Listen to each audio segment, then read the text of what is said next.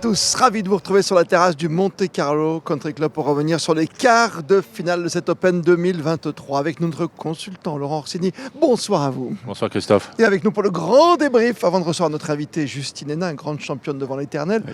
Monsieur Frédéric Allion. Bonsoir Christophe, bonsoir Laurent, salut à tous. On s'est régalé encore une fois pour ces quarts de finale, bien sûr, avec des surprises. Mais avant de parler des quarts de finale du simple, comment ne pas s'arrêter sur cette image?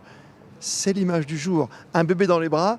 Joli cadeau pour ce petit enfant, il s'en souviendra plus tard, puisque papa et son copain Romain ont réussi l'exploit de se qualifier pour les demi-finales, cette fois-ci de l'Open de double. Exactement, l'aventure continue pour Romain Arneaudo et son partenaire de double autrichien Sam Weisborn. Ils ont encore une fois, messieurs, comme hier, joué un tennis de rêve. Alors là, pas pendant toute la rencontre, mais quasiment, on va dire, pendant 95% du temps, puisqu'ils ont mené une nouvelle fois 6-2, 5-2. Ils ont servi 2 fois pour le match, mais il y a eu cette fameuse petite tension, vous savez, au moment de conclure. La paire adverse, on le rappelle, ce n'est pas n'importe qui. Ils sont 11e mondiaux, c'est-à-dire que c'est la 5e ou 6e meilleure paire de la planète en double. Et ils ont rehaussé leur niveau de jeu sur ces jeux-là. Ils sont repassés devant à 6-5.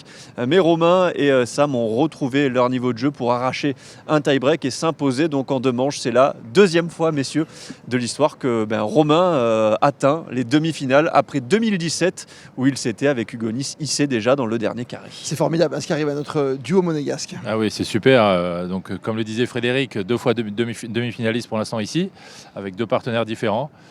Je pense que la victoire contre la tête de série numéro 2 leur a fait un bien fou. Ils s'étaient complètement relâchés aujourd'hui. Ils ont joué vraiment un tennis incroyable, quoi. Donc ils n'ont pas du tout été inquiétés, sauf au moment de conclure où le bras s'est un petit peu crispé.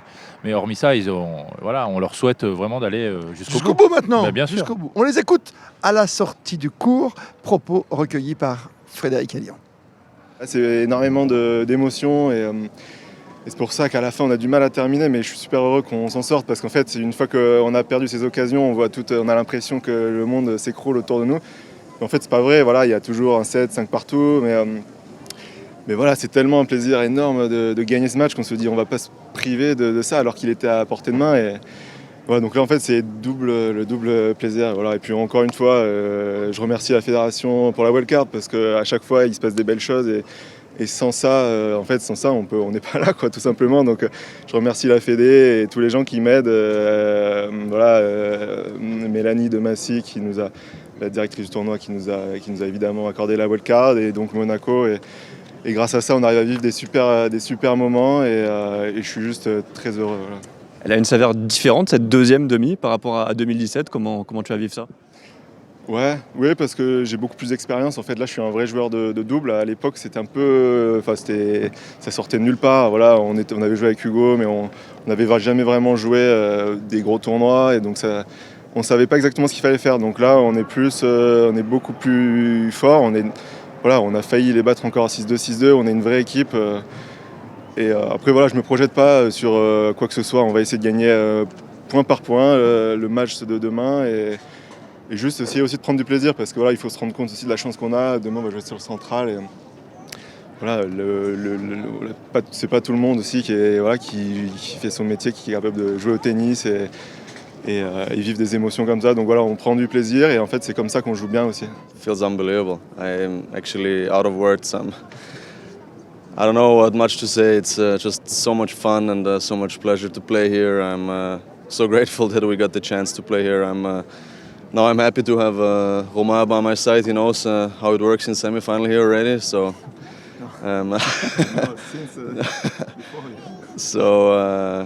just very happy and looking forward to enjoy the rest of the day.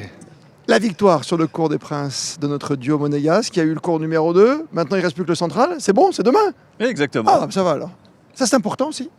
Le jeu quand même devant les grands. C'est important, surtout pour eux, parce que, voilà, comme il disait, ils ont commencé à la campagne. Sur le cours numéro 11. Ah oui, c'est vrai en plus. Oui. Après, ils ont joué sur le cours des Princes. Puis là, ils vont avoir droit au central. Je pense que pour eux, c'est super. Il va y avoir du monde. C'est un grand cours. Ça va changer un petit peu les repères, attention. Parce que là, tu as du recul. Beaucoup plus de recul. Le cours beaucoup plus grand, beaucoup plus de spectateurs. Pas les mêmes repères visuels. Ce nouveau tableau LED derrière certains joueurs se sont un petit peu plaints de ça. Pas ici, mais sur d'autres tournois.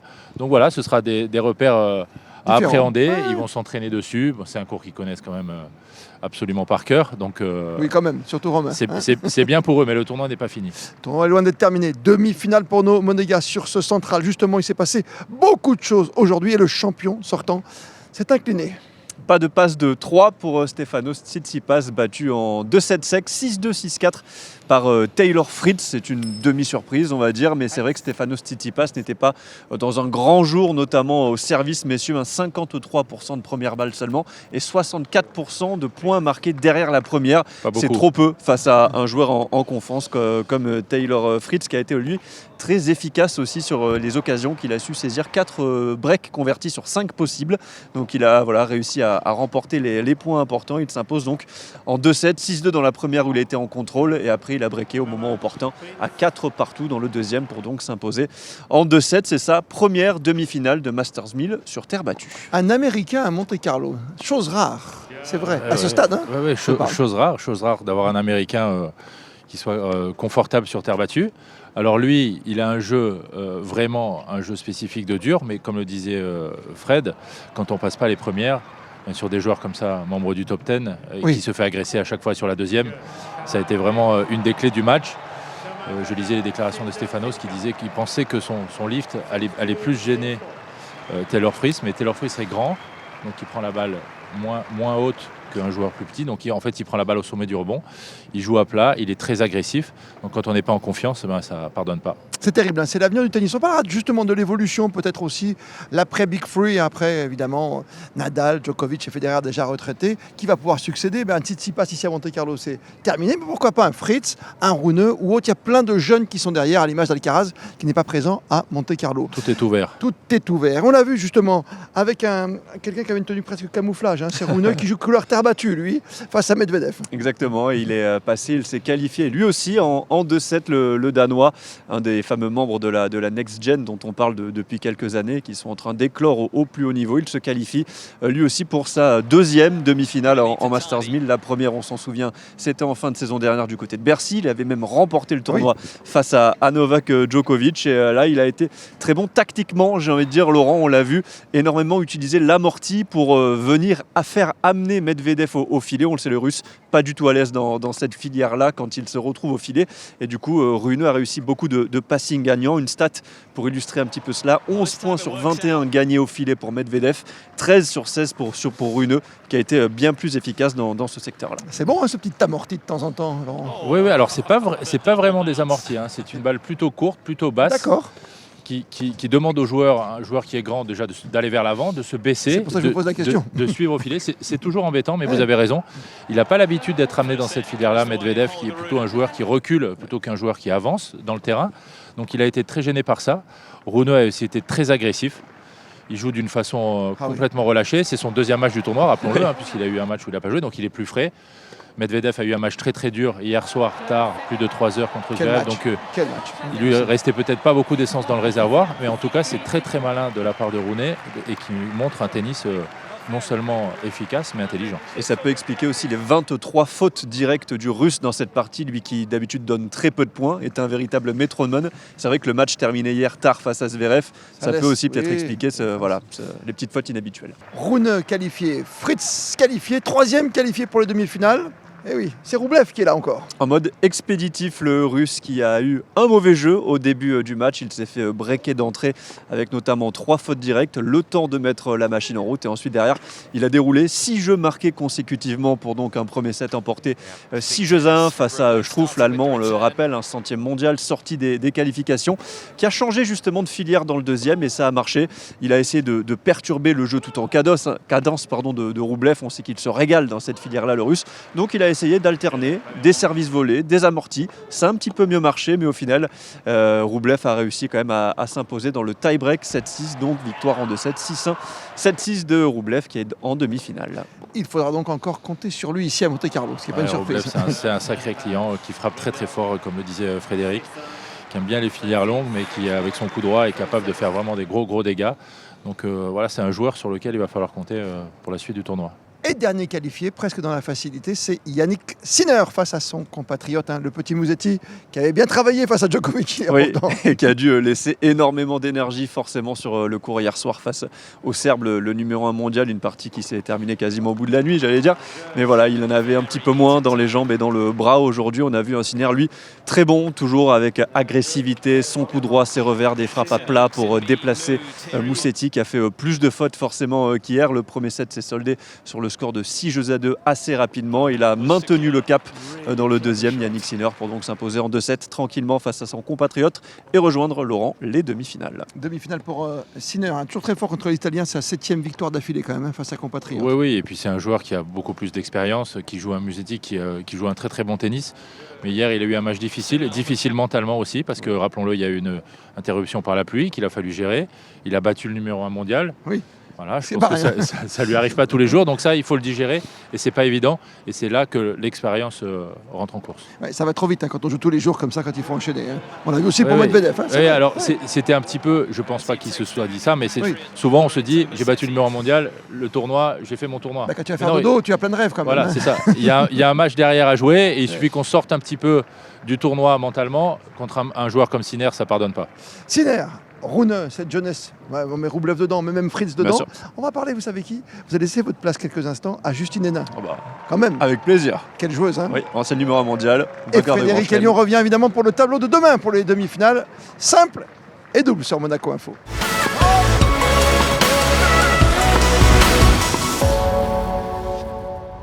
Notre invité sur la terrasse du Monte Carlo Country Club, Laurent Orsini, comment ne pas la présenter comme l'une des plus grandes joueuses du début du siècle. Oui, ça fait loin ça, du siècle 2000 déjà. On a beaucoup de chance aujourd'hui. Bonsoir Justine Henin. Bonsoir. Merci d'être avec nous. Vous connaissez bien Justine Henin parce que vous avez entraîné de nombreuses joueuses et vous avez été sparring partner de Justine, je le dis tout de suite. Oui, il y a quelques années, mais j'ai eu la la demi fil à retordre, c'est vrai. C'est vrai. Il est bon si bon que ça. Très très bon. D'accord, j'accepte la défaite. J'ai eu la chance de jouer avec Justine, sparring ici à Beau Soleil, juste avant l'US Open, je crois notamment. C'est vrai. Tu avais gagné. Exactement, ça m'avait inspiré. L'US Open, pas contre Laurent, mais l'US Open. Bien sûr, peut-être contre Laurent aussi, ça je me souviens plus, mais l'US Open en tout cas. C'est plus important que 7 titres de Grand c'est Chelem. Voilà, exactement. 7 titres de Grand Chelem, Justine Henin, quand même. C'est vraiment important de vous avoir avec nous aujourd'hui. Vous êtes notamment Eurosport pendant le Monte Carlo, dans Rolex Masters. On voulait vraiment avoir votre regard sur ce tennis d'aujourd'hui, sur cette évolution, cette façon de passer du dur des États-Unis ici, par exemple, à la terre battue. On a vu que c'est compliqué pour pas mal de joueurs. Oui, c'est compliqué. C'est une transition qui est extrêmement complexe, dans le sens où sur le plan physique notamment, ça demande toute une adaptation au niveau des déplacements. Ce sont des filières de jeu qui sont vraiment différentes, où il faut être beaucoup plus patient aussi. Donc il y a une dimension physique et une dimension psychologique aussi importante. Après, il y a toute la notion des voyages, évidemment, des décalages horaires. On le voit pour un Daniil Medvedev ou pour un Yannick Sinner qui doivent venir s'acclimater à la terre battue comme ça en quelques jours. Donc la transition, moi à l'époque, c'est vrai qu'on avait la chance de ne pas avoir un aussi gros tournoi en début de saison. Et donc on pouvait prendre 2-3 semaines vraiment pour se préparer. Là, les joueurs, puissance, ça que vous voulez dire. Les joueurs rentrent dans le vif du sujet. En fait, leur transition, c'est vraiment en compétition en fait qu'ils doivent la faire. Et ça, ça demande une capacité d'adaptation extrêmement rapide. Et c'est là qu'il y en a qui arrivent à tirer leur épingle du jeu. Alors, c'est ici aussi à Monte Carlo, parfois qu'on a le plus de surprises aussi en partie pour ces raisons-là. Mais c'est ce qui rend le tournoi très enrichissant. C'est vrai. Oui, et chez les filles, il y a pas, dans le calendrier féminin, ils ont pas tout à fait le même calendrier. Il n'y a pas de compétition juste après sur terre battue. Exact. Il y a une compétition là qui a lieu, je crois que c'est l'ancienne Fed Cup, la Billie Jean King Cup. Moi, je voulais juste savoir, connaître ton regard sur l'évolution du tennis, notamment le tennis féminin, par rapport à ton époque et aujourd'hui, et quels sont les changements notables que tu as pu identifier. C'est vrai que j'ai la chance de suivre le tennis féminin à travers mon métier de consultante. Oui. Alors, j'avais fait vraiment un break pendant quelques années aussi quand j'ai arrêté de jouer, parce que je suis très investie dans mon académie en Belgique. C'était important pour moi d'essayer de transmettre un peu ma passion du tennis et puis aller au-delà justement de l'aspect tennistique, mais que ça soit aussi une école de vie. Donc je suis très impliquée là-dedans. J'avais pris un peu de recul par rapport au circuit. Là maintenant, ça fait 3-4 ans vraiment que je suis dedans sur les grands chelems en tennis féminin, toute l'année pour le tennis masculin. Le circuit, alors je ne suis pas dans le circuit, donc je ne côtoie pas les joueuses au quotidien, donc comment ça évolue au niveau de l'entourage, des méthodes d'entraînement, ça il faut vraiment être dans l'intimité des joueuses pour s'en rendre compte. Ce qu'on peut constater en tout cas, ça c'est certain, je crois que c'est ce que tout le monde voit, c'est une difficulté de constance au niveau des résultats, notamment dans le tennis féminin, où évidemment quand Serena Williams a commencé à être moins dominante, quand Maria Sharapova aussi a décidé d'arrêter, parce que c'était encore les dernières d'une ancienne génération. On a cherché des patronnes. Oh, mais ça, c'était il y a trop longtemps, ça, on n'en parle même plus. Mais on a cherché une patronne, en fait, pendant des années. Alors, on a cru que c'était Naomi Osaka, parce que gagnant 4 grands chelems et en étant vraiment dominatrice sur plusieurs événements, on s'est dit, c'est elle, pour plein de raisons. Puis, on a pensé que c'était peut-être Ashley Barty. Et puis, maintenant, on a envie de penser que c'est Iga Swiatek. Et c'est vrai qu'il y a quand même maintenant quelque chose qui sort du lot. Il y a un tennis féminin très dense. On voit le top 100 où le niveau global a évolué. Ce qui manque vraiment, et peut-être que ça va revenir, je l'espère en tout cas, c'est d'avoir quelques filles qui peuvent dominer, qui peuvent être là de manière régulière pour qu'on puisse s'identifier. Je crois que c'est très très important. Chez les garçons, j'allais dire nous, chez les garçons, on s'est identifié depuis des années. On a eu évidemment les Borg, McEnroe, Connors et autres. Aujourd'hui, on est dans le Big Three, comme on dit souvent. Oui. C'est vrai que Federer a arrêté. On a Nadal qui est maintenant un petit peu bancal, si je peux me permettre. Djokovic, on sait qu'il joue que les grands chelems maintenant aujourd'hui. Mais derrière, est-ce qu'il y aura un joueur aussi fort que ça ? Mais c'est bien de se poser effectivement la question par rapport à est-ce que le tennis masculin va rester aussi fort en termes aussi d'attractivité. C'est ce qu'on souhaite. Moi, je suis une amoureuse de ce sport-là. Que ce soit le tennis féminin, que ce soit le tennis masculin, on doit continuer à œuvrer pour que ça reste quelque chose qui, on le voit encore cette semaine, qui rassemble. On a la chance de vivre un tournoi exceptionnel. On voit le public amoureux du tennis prendre un plaisir fou. Donc j'espère que ça va durer. Mais Federer, Nadal, Djokovic nous ont amenés dans une dimension telle qu'il faut faire attention que les attentes ne soient pas trop élevées. On ne peut pas être dans une volonté de comparer les choses. Aujourd'hui, on est en période de transition, même si Rafael Nadal, ça devient de plus en plus dur et j'ai toujours un peu de mal à l'admettre, est encore là. Novak Djokovic sera encore là, à mon avis, pour un moment. Derrière, on voit toute cette jeunesse flamboyante, exceptionnelle. Exceptionnelle. Derrière, il y a Alcaraz quand même, non ? Oui, on l'a très attendu, Alcaraz, Stefanos, Daniil Medvedev. Mais c'est pas lui le prototype même ? Oui, je veux dire, grand joueur, gros frappeur, espagnol. Si, il y a un tennis très fort en termes de niveau de jeu, je pense, évidemment. Et, on parle de Medvedev, d'Alcaraz, il y a Yannick Sinner, il y a Holger Rune, il y en a d'autres, des jeunes qui vont pousser. Juste que je pense qu'on est aussi dans une société qui évolue. Les défis sont encore peut-être plus importants aujourd'hui en termes de sollicitation pour les joueurs, de médias sociaux, de toute une série de choses à gérer, qui n'était pas le cas non plus de ceux-là. Donc, est-ce qu'ils vont arriver à gagner autant ? Ça va être ça la question. Et moi, c'est une question que je n'ai pas tellement envie de me poser maintenant parce qu'il faut qu'on prenne du plaisir à regarder ces gars-là par rapport au spectacle qu'ils nous offrent. Et quand on s'arrête là, en oubliant la comparaison avec des Nadal, des Djokovic, des Federer, pour le moment, ils nous emmènent aussi ces jeunes joueurs. Et ça, c'est ce qu'on a envie. On a envie que ça dure. Place au jeu. Place au jeu aussi. Mais aux jeunes, mais vous voulez dire que quelque part, un Alcaraz aurait peut-être du mal à porter cette grande veste ? Moi, je crois ce pas. Gros costume. Je pense pas parce que je crois que ça a été beaucoup plus dur et c'est plus dur pour une génération là qui a couru aussi derrière les Federer, les Nadal et Djokovic. Il y a eu Murray, il y a eu Thiem, il y a eu Wawrinka et certains ils ont tiré leur épingle du jeu. Ce qu'un Wawrinka, ce qu'un Murray, ce que ces gars ont pu faire dans cette époque aussi dure où ils leur laissaient des miettes quoi. Comment ils ont réussi vraiment à quand même se faire une place, c'était vraiment exceptionnel. Après, il y a eu cette génération pour laquelle c'est plus dur vraiment. C'est encore Medvedev, effectivement, Zverev, Tsitsipas, parce que eux, ils ont eu à courir derrière eux en partie, et puis il y a les jeunes maintenant qui poussent derrière. Ils se retrouvent un petit peu, et Medvedev aussi a pu quand même, et le fait encore aujourd'hui, vraiment en étant extrêmement dominant, encore plus dans cette période-ci, en ayant gagné un grand chelem. Ceux-là, les jeunes, ils sont trop jeunes, ils n'ont plus à courir derrière Federer, Nadal, Djokovic est encore là et va encore gagner des titres, ça paraît probable. Il veut encore montrer qu'il est le patron, mais eux, ils sont décomplexés, je pense, par rapport à ça. Ces jeunes joueurs, ils veulent vivre leur vie, ils veulent nous proposer ce qu'ils ont à nous proposer, et je pense qu'il y a vraiment très très belles choses à venir. Très belles choses, c'est vrai. Oui, donc on vient d'évoquer le sujet du tennis masculin.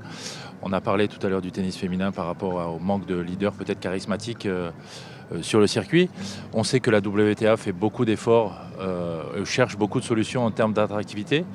La Hopman Cup, une épreuve que tu as jouée qui est mixte, qui a été délocalisée d'Australie à Nice. À Nice, c'est beau, c'est une chance. La maison de Yannick Noah, Suzanne Langlaine. Voilà. Donc Encore voilà, des grands on est content. Nous, habitant la région, on est content d'avoir cette épreuve. C'est vrai que c'est une des rares épreuves mixtes, hormis les tournois du Grand Chelem.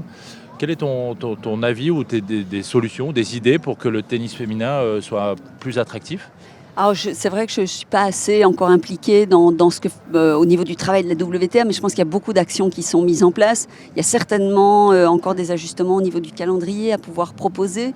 Mais moi, je pense que c'est en grande partie les joueuses aussi qui vont faire le job de cette attractivité. Je crois que c'est vraiment important d'avoir des joueuses qui gagnent beaucoup, d'avoir des oppositions de style aussi et d'avoir des vraies rivalités. On a vu quand même que c'est ce qui avait poussé. En fait, pourquoi ? Parce que la rivalité et cette concurrence, c'est celle qui pousse un joueur. Je joue beaucoup contre mon adversaire. J'ai envie de gagner. On a vu ça forcément avec Federer, Nadal et Djokovic. On voit d'autres rivalités déjà qui sont en train de se dessiner. Et ça, je pense que ça joue énormément parce que ça écrit l'histoire. Les gens ont envie de savoir, elles se sont déjà jouées, tu as vu ce qui s'est passé la dernière fois. Et donc, vraiment, je crois que ça amène une attractivité et puis pouvoir s'identifier, je crois que c'est important. Alors, c'est vrai qu'il y a eu une époque où des joueuses gagnaient et il y avait encore plus faim de victoire. Je sens ça avec une Iga Swiatek. Je crois que chaque fois qu'elle se présente, on commence à le voir avec Sabalenka, on commence à le voir aussi avec Rybakina aujourd'hui. Donc ça, c'est intéressant. Commence à entendre de plus en plus le nom de ces joueuses-là au niveau du grand public, pas encore suffisamment. Il faut continuer à donner la visibilité, il faut des événements, il faut créer l'événement évidemment.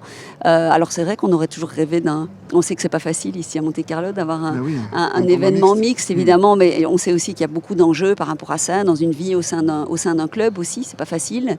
Mais continuer en tout cas à chercher cette visibilité, mais ça passera aussi, je pense, par les joueuses. Ouais. Est-ce que tu crois aussi au tournoi mixte? Alors on a les grands chelems évidemment, on a quelques Master 1000 qui sont mixtes. Ça y est. Est-ce que tu penses que c'est aussi une des pistes? Alors ici on a quelques contraintes, c'est un petit peu compliqué on a posé la question. Il y a plus d'avantages que de contraintes. On a posé la question l'année dernière à la présidente, mais c'est vrai que c'est une question qu'on lui pose et je pense que beaucoup de directeurs de tournois se posent la question. Est-ce que tu penses que c'est quelque chose qui devrait se développer un petit peu plus? Alors quand je dis qu'il y a plus d'avantages de contraintes, c'est pas pour critiquer du tout ce choix-là, c'est jouer au tennis ici. C'est quand même, j'ai eu la chance en vivant ici à Monaco pendant des années, de pouvoir m'entraîner ici et c'est vrai que c'est un endroit vraiment unique. Et donc, mais on comprend évidemment les contraintes et les enjeux, ça c'est normal. Je pense que ça aide. Moi, je crois que c'est une bonne chose quand les tournois sont mixtes. Alors, c'est vrai qu'il faut des sites qui permettent d'accueillir. Ça fait beaucoup de matchs. Ici, c'est impossible en même temps. Et puis, le faire à la suite, on sait que pour d'autres raisons, c'est pas facile non plus. Oui, je crois que ça encouragera des gens peut-être au départ à venir voir le tennis masculin et aussi à profiter de ce tennis féminin qui a de très belles choses aussi à montrer. Moi, je vois des matchs d'un très très bon niveau. Le problème, c'est vraiment le manque de régularité, je pense, et de constance. Et, dans un tennis féminin, et s'identifier, qui a continué à devenir de plus en plus rapide, de plus en plus puissant. Il ne faut pas oublier qu'à une époque, le tennis féminin était presque plus attractif que le tennis masculin. Il y a eu des années qui ont été... Et donc, je pense que tout ça, il y a des périodes, il y a des époques aussi, et que tout ça peut encore changer. Ce sera notre dernière question, Justine. Moi, c'est un planning XXL, surtout à Monte-Carlo, pour Eurosport, notamment et d'autres consultants. Il y a des gestes aujourd'hui, il y a quelque chose qui vous plaît sur le circuit, comme votre merveilleux revers. Est-ce que vous retrouvez des choses comme ça qui peuvent épater les gens? Moi, je suis une amoureuse, effectivement, du beau tennis, mais pas seulement. Je crois que j'ai appris à regarder le tennis autrement que quand j'étais joueuse. Et c'est vrai que le fait de pouvoir être consultante, c'est vraiment quelque chose que j'adore faire. Mais on regarde beaucoup d'aspects. Il y a toute la dimension, évidemment, tactique. Il y a la dimension mentale, l'attitude d'un joueur J'aime bien voir des joueurs complets, effectivement. J'espère que le revers à une main ne va pas mourir, ça c'est sûr, quoi. Il y en a encore, j'en ai vu encore cette semaine. Hier soir, on en a vu un beau. J'en ai vu encore cette semaine. Maintenant, c'est vrai qu'on le voit chez les plus jeunes. On sent que dans la formation, ça reste quelque chose... Forcément, c'est un peu inévitable vu la vitesse du jeu qui est celle qu'elle est aujourd'hui. Mais oui, j'aime le son de la glissade sur terre battue est quelque chose qui me plaît particulièrement. C'est les souvenirs d'enfance qui remontent. C'est pour ça que j'adore regarder évidemment Roland-Garros, j'adore être là-bas, mais ça faisait des années que je n'étais plus venue ici à Monte-Carlo, c'est plein de souvenirs qui remontent et aujourd'hui j'ai la chance de profiter de ce tournoi dans ce cadre idyllique avec des amoureux de tennis, donc c'est vraiment beaucoup de bonheur. Nous sommes des amoureux de tennis sur Monaco, il faut ce petit bruit de la basket, ce petit squeak comme ça, là, hein, Ouais. sur la bande blanche cloutée de Monte-Carlo. Et ces terres magnifiquement entretenues. Magnifique. C'est vrai. Justine Hénin, c'était vraiment un honneur et Merci un beaucoup. bonheur de vous Merci avoir. pour votre Merci beaucoup. accueil. On avait Ouais. tellement envie d'avoir votre sentiment sur l'évolution de ce tennis aujourd'hui, en 2023, qu'on était ravis de vous accueillir sur Monaco Info. Merci À une beaucoup. prochaine et bon match, entraînez-vous bien, parce que si vous voulez gagner l'US Open Senior, hein, c'est maintenant. Hein. On Deuxième commence carrière. l'entraînement. Elle est là, on a Deuxième tapé la balle. carrière. Merci encore, Justine Hénin. Merci.